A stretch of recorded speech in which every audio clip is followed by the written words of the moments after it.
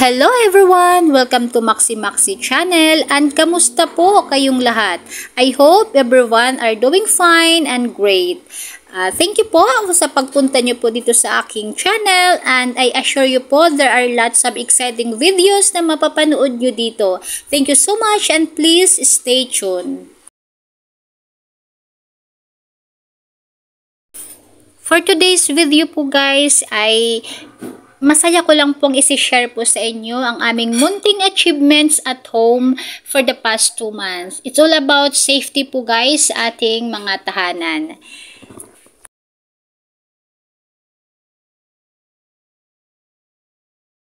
Our first video po guys is yung first project po namin ay ang air condition. Ayun po guys, naisipan po naming maglagay ng air condition dito po sa aming living room sa may sala dahil po sa umiinit na po na panahon during summer. Dahil na-observe naman po siguro natin or naramdaman po natin na tuwing summer season ay talagang napakainit na po. Even if we use 2 wall fans, mainit pa rin po talaga yung buga ng hangin. So, kawawa po kasi yung mga boys, yung mga kids, if they play na pawisan na sa sobrang init. Kaya po guys, ayan, naisipan po namin bumili ng aircon. Yan po, Midea, 2.5 horsepower po yan, inverter. Yan po yung binili ng asawa ko and then, ayan po, dumating na po sila, yung mga mag-installed. Ayan po guys, and please watch.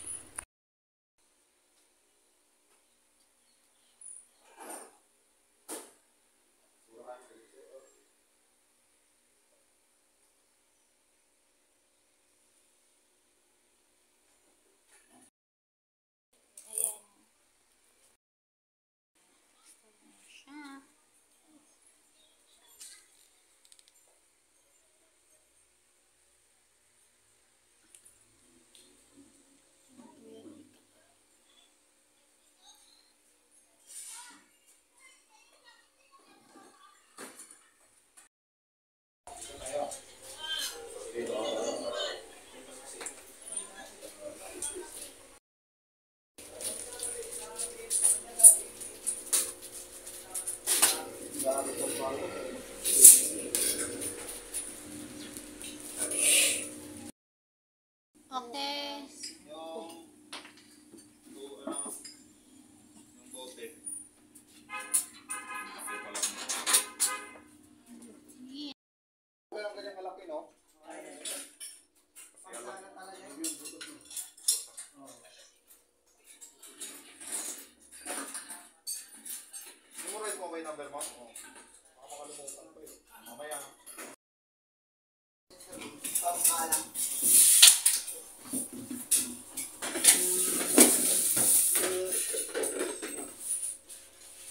Magdidrill ka na naman para sa kurtina, daddy. Oo. Ay, isa din silang konti. Kuya, nakapag-graduate na ng 2 anak. Gastos din? Gastos din talaga. Yes. Yes. Midea.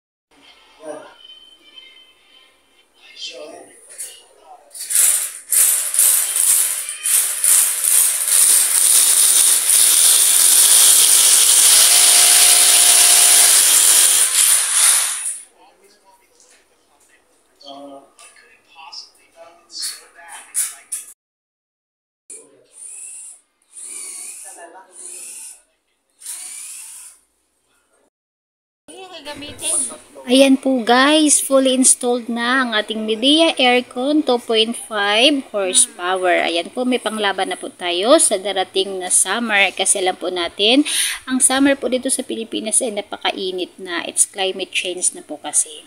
Next po guys, ay dito po tayo sa second video natin. It's all about fire extinguisher. Ito po yung second project namin. Ayan, sa awa ni Lord, ay amin na pong na-accomplish.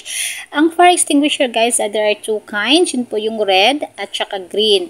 Ang green po guys, wala siyang expiration. May pagka-pricey lang po siya, pero wala naman siya expiration, lifetime po siya. At ayan po, sumingit po ang aking eldest son. Nagpabili po siya ng scrub mommy. Ayan, inspired po siyang maghugas ng mga dishes pag yan ang gamit niya. Dati po kasi bumili siya ng scrub daddy, ngayon scrub mommy. It's okay lang kahit mahal ang sponge anak, as long as sipagin kang tumulong maghugas ng ating mga dishes. Ito pong green fire extinguisher, may 5 years warranty po, para po kung may napansin kayong nag-moist siya, ay ibabalik ko lang po siya dito sa outlet, sa branch kung saan namin siya binili para kanilang mapalitan.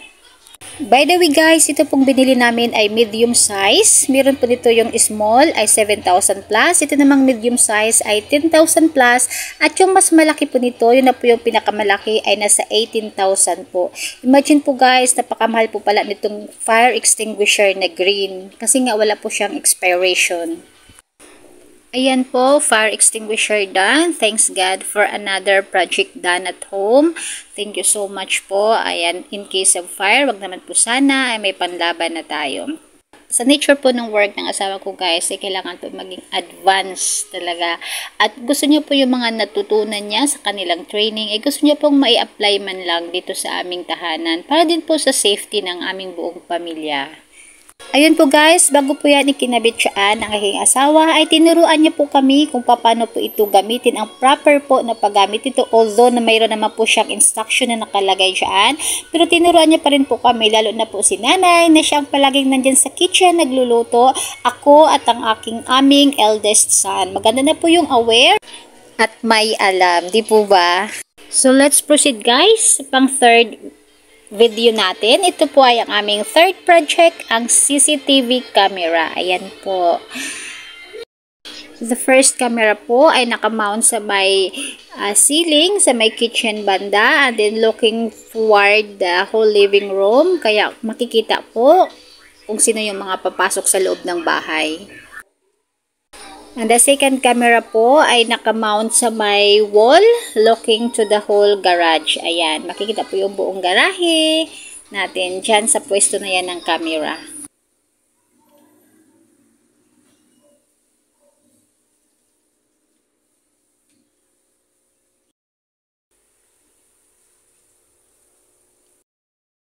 And the third CCTV camera naman po ay nakakabit po sa may outside post. Ayan, kitang-kita po ang ating gate. Kaya makikita po natin kung sinong kakatok sa labas. At yan din po ay pang-pa-aware po yan, pang-patakotin po yan sa may mga masasamang loob. Ayan.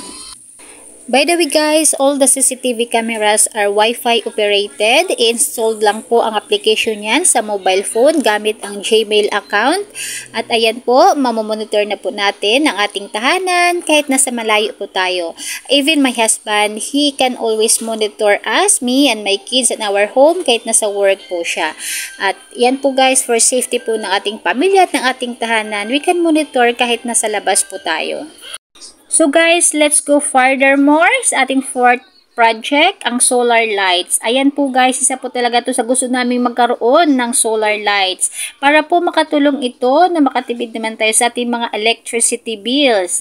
Dahil alam naman po natin na mainit ang ating bansa, abundant tayo sa sunlight. Kaya maganda po itong ma-fully use po natin at makatulong din po sa ating bayarin monthly. Ayan po guys, ang solar light number 1 at ito naman ang solar light number 2.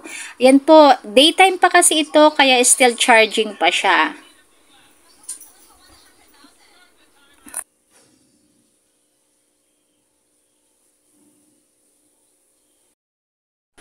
Ang solar light number 3 naman po ay nilagay namin dito sa second floor sa ilalim po ng spiral staircase na yan.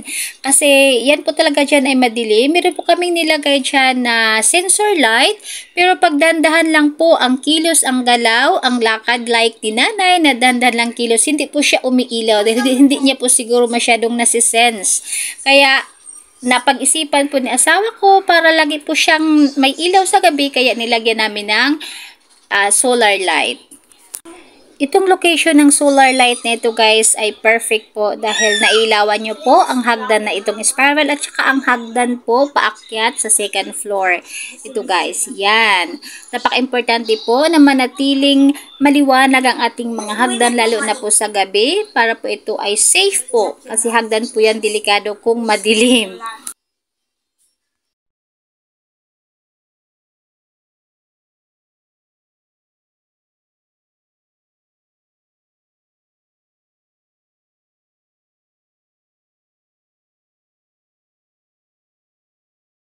Ayun po guys, thank you so much for watching this video. I am so happy na na-share ko po sa inyo ang aming munting achievements at home. Ayan po.